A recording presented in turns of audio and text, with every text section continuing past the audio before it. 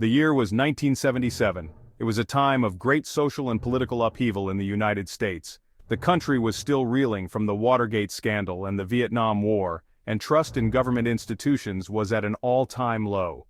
In the midst of this turbulent era, the FBI raided the Church of Scientology. This was not just any raid, it was one of the largest raids in the Bureau's history. It was a huge event. Nobody expected it. The public was stunned, and the media quickly picked up the story, broadcasting it nationwide. The Church of Scientology was a powerful organization. Founded by science fiction writer L. Ron Hubbard, it had grown rapidly since its inception in the 1950s. It had a lot of money and influence. The church owned properties all over the world and boasted a membership that included celebrities and influential figures. The FBI raided their headquarters in Washington, D.C. and Los Angeles, California. These were not just symbolic targets. They were the nerve centers of Scientology's operations. They also raided other Scientology properties. The scope of the operation was unprecedented, involving multiple locations across the country. Hundreds of agents took part in the operation. It was a coordinated effort that had been months in the planning. It was a major blow to the church. The leadership was caught off guard, and the organization's inner workings were exposed to public scrutiny. The raid was the culmination of a long investigation. The FBI had been gathering evidence for years, meticulously building their case. The FBI had been looking into Scientology for years. They had received numerous complaints and allegations of illegal activities. They suspected the church of criminal activity. These suspicions ranged from financial fraud to illegal surveillance and harassment of critics. The raid confirmed their suspicions. Agents found a treasure trove of documents that detailed the church's covert operations. The FBI found a lot of evidence of wrongdoing. This included plans for infiltrating government agencies and harassing perceived enemies. This evidence would lead to several convictions. High-ranking officials within the church were charged and found guilty of various crimes. The raid shocked the world. It was a wake-up call that made people question the true nature of the Church of Scientology. It also made people ask questions. What was the Church of Scientology hiding? Why had they gone to such lengths to protect their secrets? What was the Church of Scientology hiding?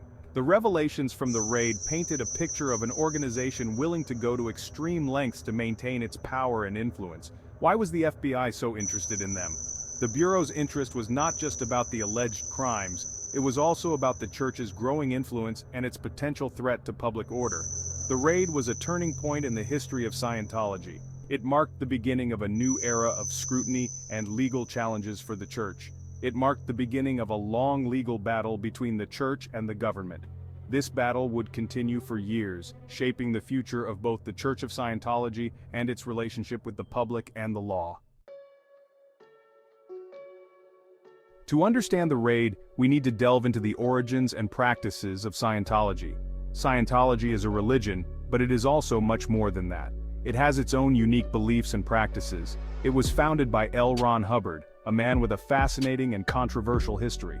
Before founding Scientology, Hubbard was a prolific science fiction writer, creating worlds of imagination and adventure. One of his most influential works is a book called Dianetics, which laid the foundation for Scientology's teachings. Published in 1950, Dianetics quickly gained a following and became a bestseller. The concepts in Dianetics are central to Scientology. It proposes that our minds are divided into different parts. One of these parts is called the reactive mind, which Scientology believes is responsible for recording all our pain and trauma. According to Scientology, this reactive mind stores negative experiences that continue to affect us throughout our lives.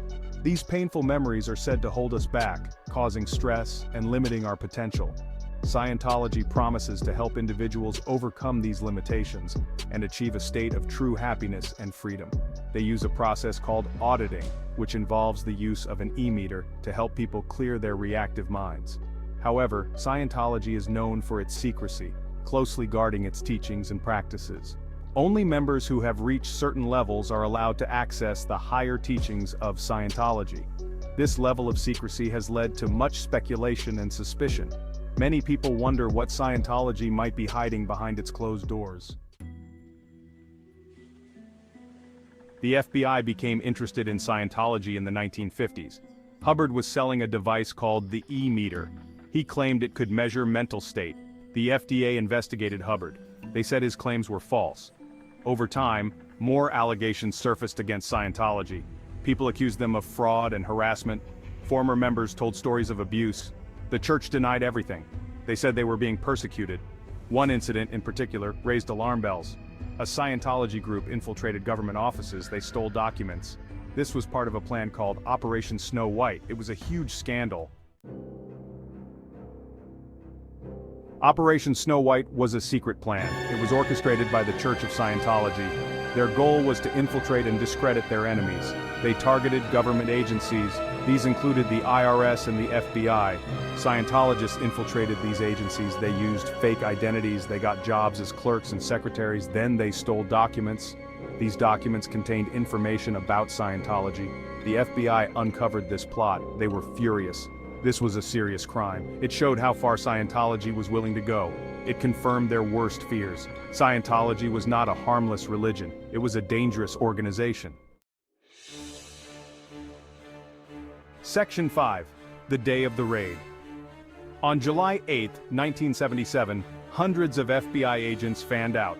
They descended upon Scientology properties, including their headquarters in Washington, D.C. and Los Angeles.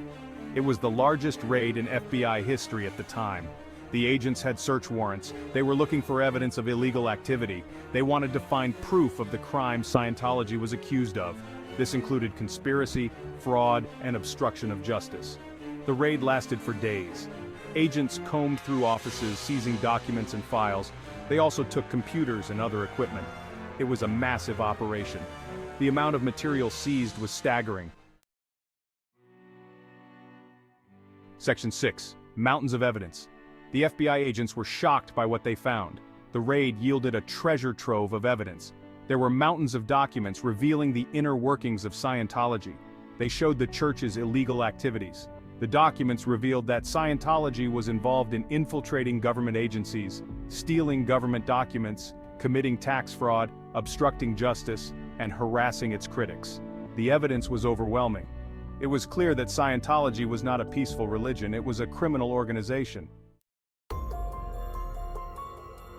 Section 7. The CIA Connection. This chapter delves into one of the most perplexing and controversial aspects of the investigation. One of the most shocking discoveries was the presence of CIA files. These files were not just any documents, they were highly classified and sensitive. These files were found among the seized documents during a raid. This raised serious questions about the extent of the infiltration. How did Scientology get these files? The very thought was mind-boggling and led to numerous speculations. What were they doing with them? Were they using them for leverage, blackmail, or something even more sinister? The discovery of these files suggested that Scientology may have infiltrated the CIA. This was not just a minor breach, it was a significant security concern. This was a chilling thought. The implications were far-reaching and deeply unsettling. The CIA is responsible for national security. They handle some of the most sensitive information in the country. If Scientology had infiltrated them, it could have serious consequences. The potential for compromised operations and leaked information was enormous. The presence of these files added another layer of intrigue to the case. It was no longer just about Scientology, it was about national security. It showed that Scientology's reach extended further than anyone had imagined. Their influence and capabilities were far more extensive. It also raised questions about the government's own role in the affair. Were there insiders within the government who were complicit, or was this a failure of oversight? The investigation into this connection was just beginning, and it promised to uncover even more startling revelations. Section 8. Scientology Fights Back. The Church of Scientology was reeling from the raid, but they fought back. They denied any wrongdoing and claimed they were being persecuted. They said the raid was an attack on their religion. Scientology hired a team of lawyers. They launched a legal counteroffensive and filed lawsuits against the government. They accused the FBI of violating their rights and demanded the return of their seized property. Scientology also launched a public relations campaign. They tried to repair their image. They took out ads in newspapers and gave interviews on television. They denied all the allegations against them. Section 9. A Nation Reacts.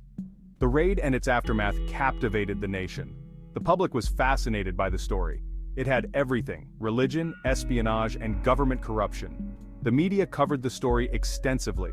Some people were shocked by the revelations. They had no idea that Scientology was so secretive and powerful.